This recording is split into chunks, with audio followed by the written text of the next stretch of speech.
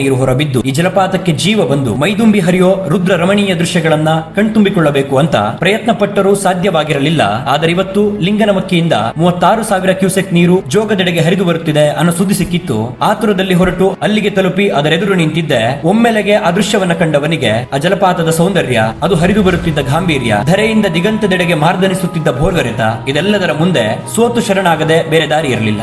ರಾಜ, ರಾಣಿ, Roarer rocket ಜೊತೆಗೆ ಇಡೀ ಸೈನ್ಯ ಸಮೂಹವೇ ಬಂದಿಳಿದಿತ್ತು. ವೈಭವವಾಗಿ ದುಮ್ಮಿಕ್ಕುತ್ತಿದ್ದ ಅವುಗಳ ರಭಸ ಅದೆಷ್ಟೋ ಧೂಮಕೇತುಗಳು ಒಂದೊಮ್ಮೆಗೆ ಬಂದಪ್ಪಳಿಸಿದಂತಿತ್ತು. ಶರಾವತಿ ನದಿ 4 ಸೀಳಾಗಿ 830 ಅಡಿಗಳಷ್ಟು ಪ್ರಪಾತಕ್ಕೆ ಬೀಳುವ ದೃಶ್ಯಗಳು, ಅದು ಸೃಷ್ಟಿಸುವ ಭೀಕರ ಶಬ್ದ ತರಂಗಗಳು ಹೃದಯವನ್ನೊಮ್ಮೆ ಕಂಪಿಸದೇ ಇರತ್ತ. ಸೆರಸೋಲಿ, ಎವಾನ್ಸನ್, ಆರ್ವೆ, ನಯಾಗರದಂತಹ ವಿಶ್ವವಿಖ್ಯಾತ ಜಲಪಾತಗಳು ಸೋತು ಶರಣಾಗಲೇಬೇಕು ಈ ಜೋಗವೆಂಬ ಕರ್ನಾಟಕದ ಅನರ್ಘ್ಯ ರತ್ನದ ಮುಂದೆ ಖಂಡಿತ. ಈ ಸ್ವರ್ಗೀಯವಾದ ದೃಶ್ಯವನ್ನ ಕಾಣೋಕಾಗಿಲ್ಲವಲ್ಲ ಅಂತ ಅದೆಷ್ಟೋ ಬಾರಿ ನಿರಾಶೆಯಾಗಿದ್ದೆ. ಹೆಣ್ಣು ಹೊನ್ನು ಮಣ್ಣಿನ ಜೊತೆಗೆ ಈ ಜೋಗದಂತಹ ಜಾಗದ ಅತ್ಯುನ್ನತ ಸೌಂದರ್ಯವನ್ನ ಕಾಣೋ ಯೋಗವೂ ಬೇಕಂದುಕೊಂಡಿದ್ದೆ. ಆ ಯೋಗ ಇವತ್ತು ಬಂದೊದಗಿದೆ. ಅದೆಷ್ಟೇ ನೋಡಿದರೂ ಮರಳೋ ಮನಸ್ಸಾಗಲಿಲ್ಲ.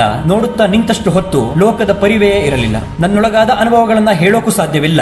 ಆ ಅನುಭವಗಳನ್ನ ಅನುಭವಿಸಬೇಕಷ್ಟೇ, ಪದಗಳಲ್ಲಿ ಅನುವಾದಿಸಿ ವಿವರಿಸೋಕಾಗಲ್ಲ. ಆ ಝರಿಯಿಂದ ಜಲರಾಶಿ ಭೂಮಿಯೆಡೆಗೆ ದುಮ್ಮಿಕ್ಕಿ ಆ ಘರ್ಷಣೆಯಿಂದ ಎದ್ದ ಧೂಮರಾಶಿ ಮುಗಿಲಿಗೆ ಮುತ್ತಿಕ್ಕೋ ದೃಶ್ಯಗಳು ಕಣ್ಣ ಮುಂದೆಯೇ ಪುನರಾವರ್ತಿತವಾಗುತ್ತಿತ್ತು. ಅಲ್ಲಿ ಕಳೆದ ಸಮಯದ ಲೆಕ್ಕವಿಲ್ಲದಿದ್ದರೂ ಮರಳೋ ದೂರದ ಲೆಕ್ಕವಿತ್ತು. ಇಲ್ಲಿ ಸಂಜೆಯ ಹೊತ್ತಿಗೆ ಈ ಜಾಗದಿಂದ ಅಗಾಧ ನೆನಪುಗಳನ್ನ, ದೃಶ್ಯಗಳನ್ನ ಸೆರೆ ಹಿಡಿದ ನನ್ನ ಪ್ರಯಾಣ ಅಲ್ಲಿಂದ ಮರಳಿತ್ತು.